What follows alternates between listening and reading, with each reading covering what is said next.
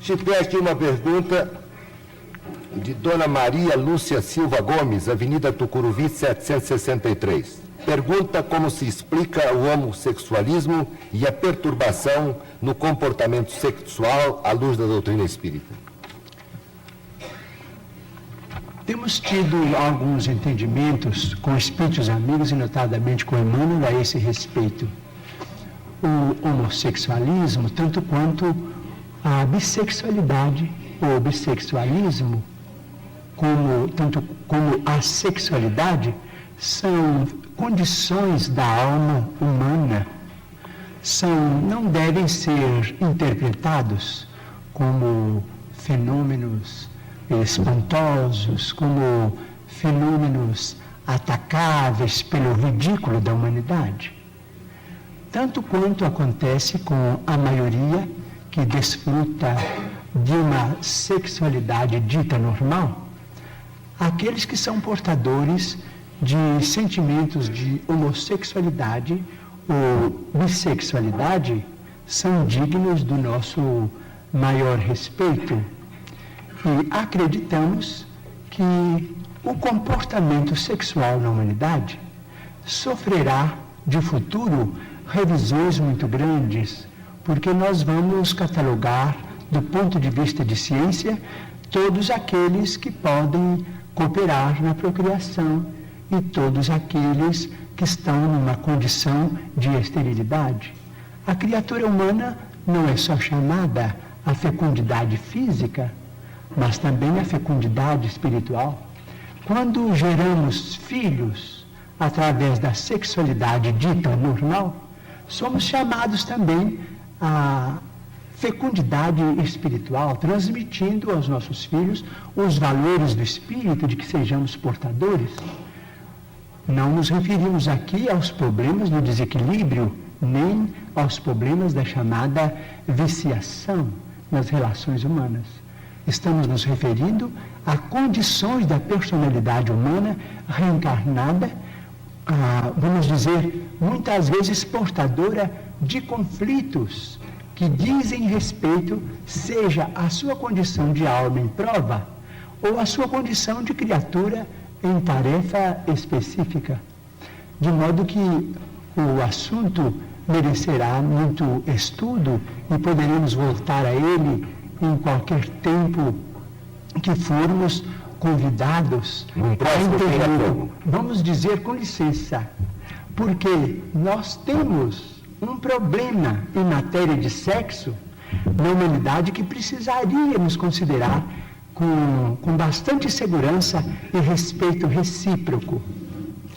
Vamos dizer se as potências do homem na visão, na audição, nos recursos imensos do cérebro, vamos dizer, nos recursos gustativos, nas mãos, na tactilidade com que as mãos executam trabalhos manuais, nos pés, se todas essas potências foram dadas ao homem para a educação, para o rendimento no bem, isto é, potências consagradas ao bem e à luz, em nome de Deus, seria o sexo, em suas várias manifestações, sentenciado às trevas? Chico, Dona Ida, é a penúltima pergunta. Dona Ida Jorrade, da Rua Major Diogo, 699. Pergunta muito triste. Diz ela: perdi um filho há 1 ano, choro muito. Quero saber se as minhas lágrimas estão prejudicando meu filho. Quando as lágrimas nascem do nosso reconhecimento a Deus pelos benefícios que recebemos, quando as lágrimas refletem a nossa saudade tocada de esperança, os nossos amigos desencarnados nos dizem que as lágrimas fazem a eles muito bem, porque elas são luzes no caminho daqueles que são lembrados com imenso carinho. Mas quando as nossas lágrimas traduzem revolta de nossa parte diante dos desígnios divinos que nós não podemos de imediato sondar, quando essas lágrimas retratam redordia, essas lágrimas prejudicam os desencarnados, tanto quanto prejudicam os encarnados também. Muito bem. E aqui está a última pergunta da noite, Chico, deste primeiro Pinga-Fogo, porque certamente você irá comparecer a outros. Carlos Alexandre Cavalieri está no auditório. Com base na sua explicação da criação de uma vida em um tubo de ensaio, pergunto, primeiro, como se daria a ligação do perispírito? Segundo, o novo ser nasceria sem as neuroses provocadas por possíveis desentendimentos entre os pais? E terceiro, como se manifestaria o amor maternal e filial se esse se inicia normalmente na fase uterina?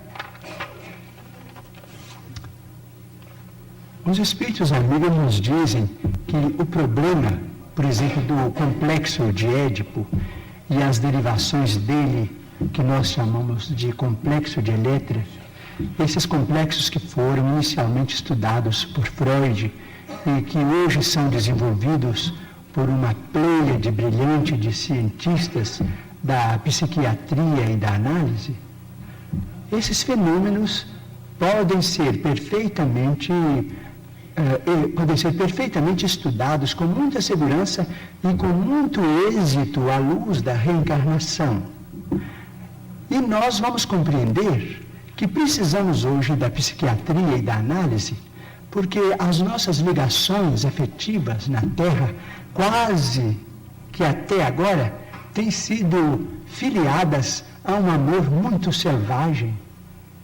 Nós nos queremos uns aos outros dentro vamos dizer, nas teias da consanguinidade ou nas teias da afetividade, com um espírito de egoísmo que vai ao superlativo da absorção, de modo que a psiquiatria e a análise vão nos ajudar no mundo, em nome da providência divina, a nos estudarmos e a estudar estes vínculos para depois voltarmos a estes mesmos vínculos com um amor mais educado.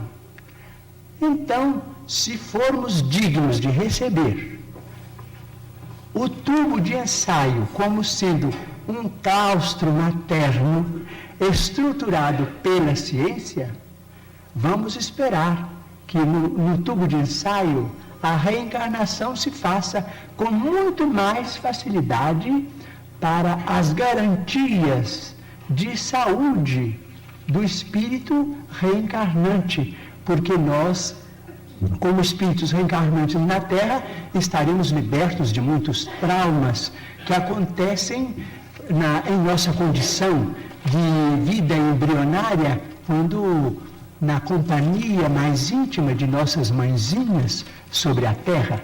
Mas a vinculação do amor, esta não terminará nunca, porque o amor é presença de Deus.